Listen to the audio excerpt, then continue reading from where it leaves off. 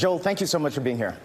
Thanks so much, Candace. It's great to be with you. So, Joe, let's point out, you're a former Deputy Assistant Secretary of State, so you've been on calls similar to this, at least with cabinet secretaries and their counterparts. Did you ever hear of anything like what's laid out in that whistleblower's complaint? Yeah, Candace, it's unprecedented. It's been said before by the DNI as well this past week that it's an unprecedented moment. Cabinet secretaries, presidents do not trade American security for personal political favors. It's just not done. The concept that someone in the past would have done this is just incomprehensible. The idea that the president has done it now and that he was caught red-handed, that there is a smoking gun, is what makes this so heart-wrenching for those of us who serve in national security and have throughout our careers, to see essentially the sanctity of the office spoiled by the president at the expense of our security. Well, Joel, you worked in national security. You know the sort of stuff. And a lot of people have been using the term tip of the iceberg. And based on what you've seen and heard, at least from the whistleblower report, and talking with many of your friends and former colleagues, is it the tip of the iceberg? Sure feels like it, and it's an open question as to how far these impeachment inquiry hearings will go.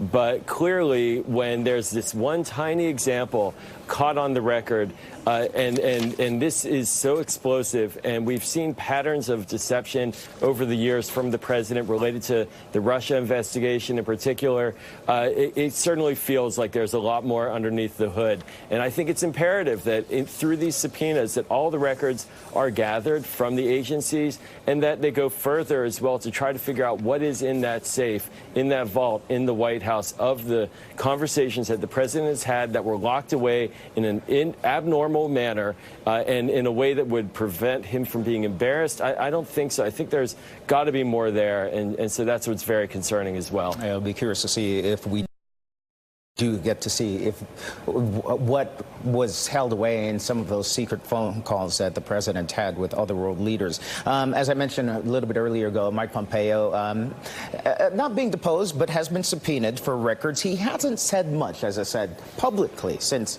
the controversy. But knowing this administration and what you know of the Secretary of State, what can we expect of his next moves?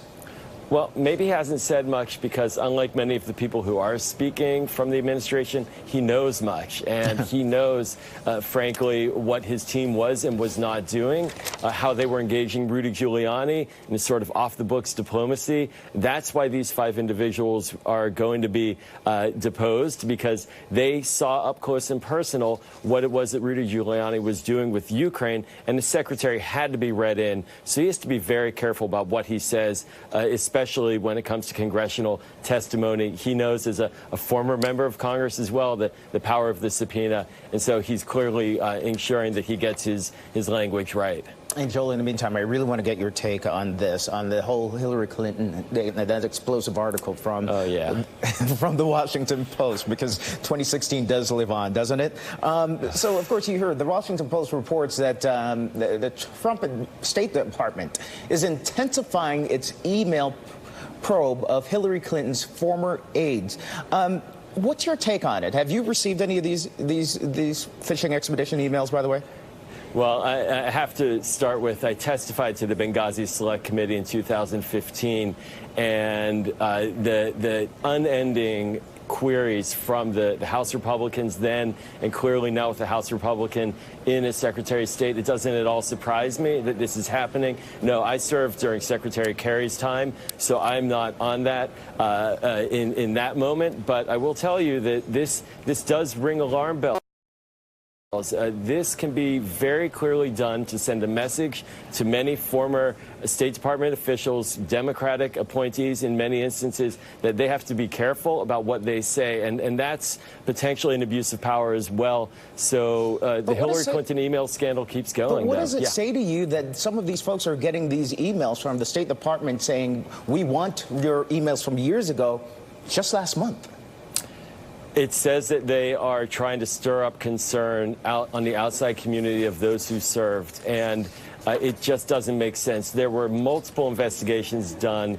The facts of what happened in Benghazi, the facts of what happened afterwards have been time-tested, and bipartisan oversight was done, and reports came out, and the issue was closed. For it to be stirred up now, just like the gaslighting that we're seeing right now related to Ukraine somehow meddling in our election in 2016 to try to muddy the waters and make Americans confused, we need to be very clear. This is gaslighting as well. This is an attempt to confuse Americans who are concerned about the direction of the government and what the State Department is doing on their behalf.